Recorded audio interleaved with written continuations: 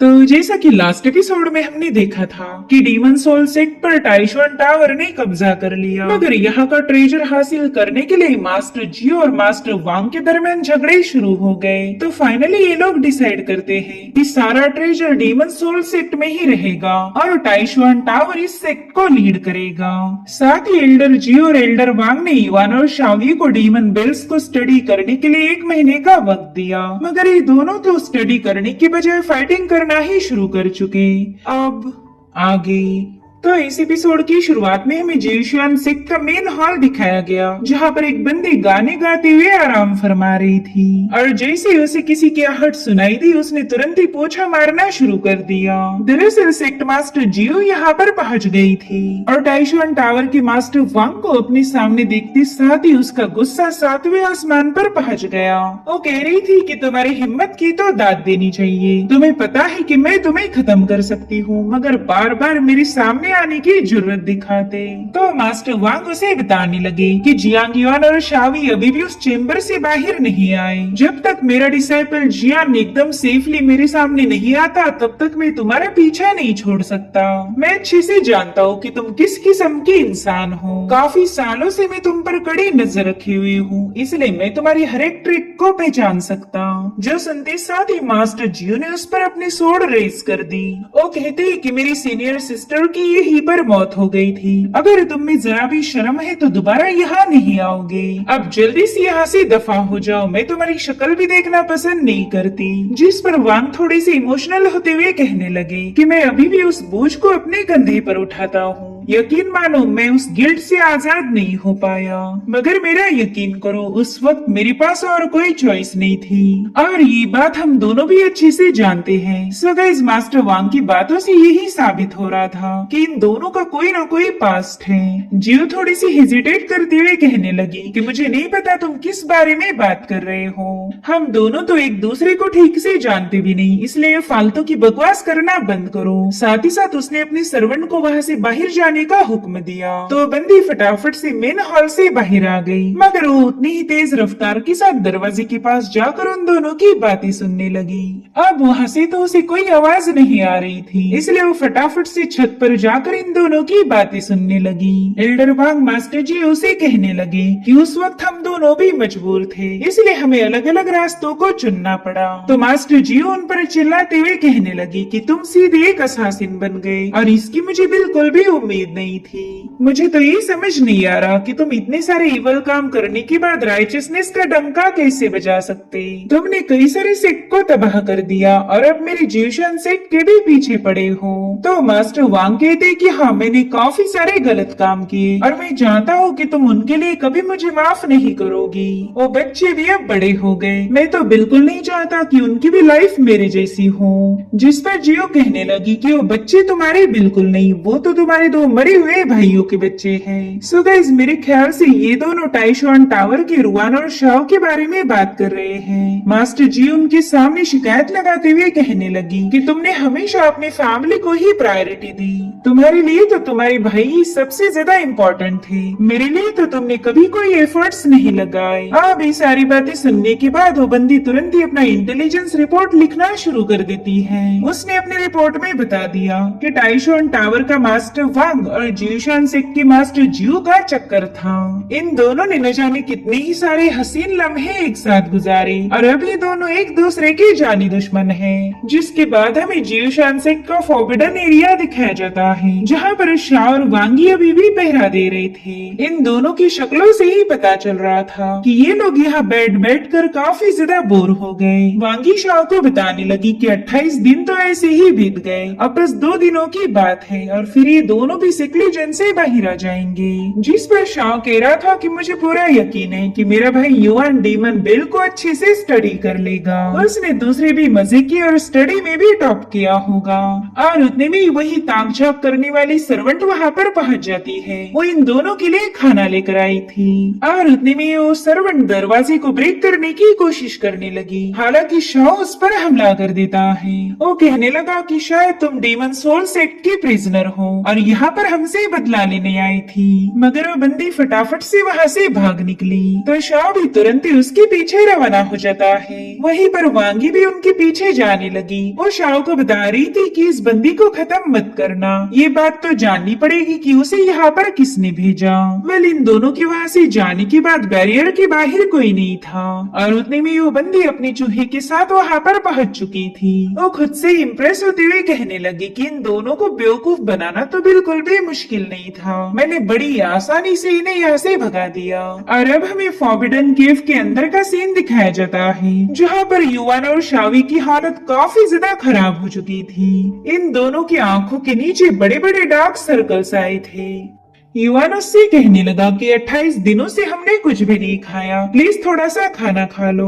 मेरा भाई बैरियर के बाहर से हमें ढेर सारा खाना भेज रहा, लेकिन तुम हो कि उस खाने को हाथ भी नहीं लगाती। मैं अपनी अम्मा कसम खा के बता रहा हूँ कि मैंने उस खाने में कोई पॉइजन नहीं डाला। जिस पर शाओई कहने लगी कि तुम्हें अपनी माँ की कसम खाने की कोई जरूरत नहीं, मुझे तुम पर पूरा भरोसा है। बस बात इतनी सी थी कि मुझे 28 दिनों में बिल्कुल भी भूख नहीं लगी। इन दोनों की शक्ल से ही पता चल रहा था कि 28 दिनों से ना ही इन्होंने खाना खाया और ना ही ये सो पाए। शावी युआन से कहने लगी कि तुम बिल्कुल फिक्र मत करो, इस बार मैं तुम पर कोई हमला नहीं करूंगी, तुम आराम से सो सकते हो। तो युआन जैसे तैसे अपनी आंखें खोलते हुए बताने लगा कि ना मुझे तो बिल्कुल नींद नहीं आ रही। सो गाइस ये था इन दोनों मियाँ बीवी का ट्रस्ट लेवल। ये दोनों एक दूसरे पर इतना भरोसा करते हैं कि ना ही इन्होंने खाना खाया और ना ही ये सो पाए, क्योंकि अगर इन्होंने जरा भी ध्यान भटकाया तो इनकी जान को खतरा होगा। युवान उससे कहने लगा कि जरा अपनी हालत देखो, तुम्हें खाने की सख्त जरूरत है, तो क्यों ना हम इस लड़ाई को बंद करके अपने अपने कामों पर फोकस करें। जो सुनते साथ ही शावी ने अपनी ही चाकू से खुद पर वार कर लिया। वो कह रही थी देखो मुझ में अभी भी दम है, मैं हार मानने वालों में से तो बिल्कुल नहीं हूँ। अब ये सुनते साथ ही युवान का आई पीछे रहने वाला था, उसने भी अपनी हिडन नाइफ की मदद से खुद पर अटैक करना शुरू कर दिए। वो कह रहा था देखो मैं कितना ज्यादा इम्प्रेसिव हूँ, मैं भी तुम्हारे सामने हार नहीं मानूंगा। चलो देखा जाए कि हम दोनों में कौन आखिरी तक जिंदा बचेगा। जो भी आखिर तक जिंदा बचेगा वही इस राउंड का विनर होगा। और इस तरह से इन्होंने खुद पर ही वार करना शुरू कर दिए। दरअसल ये राउंड था इंड्योरेंस का, जिसमें ज्यादा दम है वही इस राउंड को जीत पाएगा। ये दोनों भी खुद की बॉडी में डैगर चुभाने में बिजी थे कि तभी वहाँ का फ्लोर ब्रेक करते हुए वो चूहा वहाँ पर पहुँच जाता है। वो चूहा भी इन दोनों की हरकतें देखकर थोड़ा सा हैरान था। दरअसल इस चूहे के जरिए वो बंदी इन दोनों को देख रही थी। वो हैरान होते हुए कहने लगी कि कहीं इन दोनों का दिमाग खराब तो नहीं हुआ, मैंने तो सुना था कि ये न्यूली मैरिड है, इन दोनों ने तो बिस्तर पर होना चाहिए था, मगर ये लोग तो जमीन पर बैठकर खुद को ही घायल कर रहे। और उतने में युवान की नजर पड़ी उस चूहे पर जिसने अपने सिर के ऊपर लेग पीस पकड़ लिया था। युवान तो हैरान होते हुए कहने लगा कि मैं ऐसा कुदरत का करिश्मा पहली बार देख रहा हूँ, देखो तो यहाँ के ग्राउंड से चिकन का लेग पीस बाहर आ गया। तो शावी की थी हाँ, और उसके साथ साथ एक बन भी आया। मेरे ख्याल से इसमें पॉइजन नहीं होगा। और अब वो तुरंत ही उस बन को ग्रैब करने की कोशिश करने लगी, लेकिन वो बन उसके हाथ नहीं लगता। ये सब देखकर तो वो बंदी काफी ज्यादा हैरान थी। वो कहती है कि शायद ये दोनों भी काफी दिनों से भूखे प्यासे हैं, इसलिए तो इन्हें चूहे की बजाय लेग पीस और स्टीम बन नजर आ रहा। पता नहीं इन दोनों ने एक दूसरे की ऐसी हालत क्यों की होगी। खैर इसमें तो मेरा फायदा ही होगा, मैं बड़ी आसानी से अपना काम पूरा कर सकती हूँ। और फिर उस बंदी ने अपनी एनर्जी का इस्तेमाल करते हुए फटाफट से डीमन बेल्स पर कब्जा कर लिया। ये दोनों तुरंत ही उसे पकड़ने की कोशिश करने लगे, मगर तब तक वो चूहा वहाँ से जा चुका था। और अब वो दोनों डीमन बेल्स उस बंदी के पास पहुँच जाती है। वो बंदी इस ट्रेजर को देखकर जरा भी इम्प्रेस नहीं हुई। वो कहने लगी कि ये तो मामूली सी बेल्स है, पता नहीं लोग इन्हें हासिल करने के लिए इतना क्यों मरे जा रहे। पूरी की पूरी इमॉर्टल अलायंस में इनकी वजह से केओस मचा। इधर शावी और युवान भी समझ गए थे कि उन दोनों को चूना लग गया। जिस ट्रेजर के लिए वो लोग इतना फाइट कर रहे थे वो तो किसी और के कब्जे में चला गया। किसी ने पपेट का इस्तेमाल करके एंट्रेंस को बाईपास किया है। पता नहीं वो कौन है जिसने इतनी शातिर ट्रिक का इस्तेमाल किया। सो अब इस बैरियर को ब्रेक करने के लिए शावी ने अपने पावर का इस्तेमाल किया। गया, मगर वो इतनी ज्यादा कमजोर हो चुकी थी कि बैरियर को बिल्कुल भी ओपन नहीं कर पाती। वो युआन को बताने लगी कि हमें 30 दिनों के लिए सेक्युलर में रखा गया था, तो जब तक ये टाइम पूरा नहीं होता तब तक बैरियर भी ओपन नहीं होने वाला, और मुझ में इतनी ताकत नहीं है कि मैं इस बैरियर को ओपन कर पाऊँ। अब तो मेरे पास बस 10% पावर बची है। सो अगर तुम्हारे पास और भी कोई ट्रिक बची है तो प्लीज उसका इस्तेमाल करो, वरना वो दोनों ट्रेजर्स हमारे हाथ से चले जाएंगे। इसलिए युवान ने फटाफट से अपने बैटल आर्मर की पावर का इस्तेमाल किया। वो बड़ी ही तेजी के साथ उस बैरियर पर एक जोरदार पंच हिट कर देता है, जिसके चलते वो बैरियर पूरी तरह से शैटर होकर इन दोनों का रास्ता अनब्लॉक हो गया। शावी तो ये सब देखकर ही काफी ज्यादा हैरान थी। वो सोच में पड़ गई कि आखिर युवान एग्जैक्टली है कौन। वही दूसरी तरफ शाह और वांगी भी समझ गए थे कि उन्हें उस बंदी ने उल्लू बनाया, इसलिए ये दोनों भी तुरंत ही बैरियर की तरफ रवाना हो गए। तब तक शावी और युआन भी फॉरबिडन केव की एंट्रेंस के पास पहुंच चुके थे। शावी युआन से कहने लगी कि जल्दी से जाकर उस चोर का पीछा करो, मगर युआन तो सीधा नीचे बैठ गया था। वो शावी को बताने लगा कि मेरे पाँव में जरा भी ताकत नहीं बची। मेरे ख्याल से हम दोनों ने बेवजह ही एक दूसरे के साथ फाइट की। इसी दरमियान शाह और वांगी भी वहाँ पर पहुंच चुके थे। इन दोनों की ऐसी हालत देखकर उन्हें काफी बड़ा झटका लग गया। युआन तुरंत ही उन्हें बताने लगा कि दोनों डीमन बेल्स को किसी ने चुरा लिया है। बताओ कि यहाँ पर कोई अननोन पर्सन आया था? तो वांगी बताने लगी कि हाँ, एक बंदी इस बैरियर को ब्रेक करने की कोशिश कर रही थी। हमने उसे रोकने की कोशिश की तो तुरंत ही यहाँ से भाग निकली। तो युआन बताता है कि वो कोई बंदी नहीं थी बल्कि एक पपेट था जिसने दोनों ट्रेजर्स को चुरा लिया। जो सुनकर शाओ कहने लगा कि शायद मैं इस चोर को जानता हूँ। वो बंदी हमेशा अलग अलग फॉर्म लेकर अपनी चोरी को अंजाम देती है। उसे तो लेजेंडरी थीफ के नाम से जाना जाता। उसने पावरफुल से पावरफुल ट्रेजर भी बड़ी आसानी से चुरा लिए। तो वांगी कहती हाँ बिल्कुल, और उसे आज तक कोई भी कैप्चर नहीं कर पाया। अगर वाकई ये चोरी लेजेंडरी थीफ ने की है तो फिर हमें वो ट्रेजर नहीं मिलेंगे। जो सुनकर शावी युआन से कहने लगी कि ये तो बहुत बड़ा मसला हो गया, मगर मुझे पूरा यकीन है कि मेरे हस्बैंड उस चोर को अच्छा सा सबक सिखाएंगे। तो युआन बताने लगा कि वो डीमन बिल्स हमारे लिए काफी ज्यादा इम्पोर्टेंट है, हमें कुछ भी करके उन्हें रिट्रीव करना ही पड़ेगा। मेरे ख्याल से वो चोर ज्यादा दूर नहीं गई होंगी, उसे अभी भी कैप्चर करने का हमारे पास मौका है। तुम दोनों फटाफट से जाकर आसपास के इलाकों में उसकी तलाश करो। तो वांगी युआन से कहने लगी कि तुम दोनों भी हमारे साथ चलो, इससे ये काम थोड़ा सा आसान हो जाएगा। जिस पर युआन कहने लगा कि क्या तुम्हें हम दोनों की हालत नजर नहीं आ रही? हम दोनों को भी आराम की काफी ज्यादा जरूरत है, इसलिए तुम लोग आगे जाओ और हम थोड़ी देर में वहाँ पर पहुँच जाएंगे।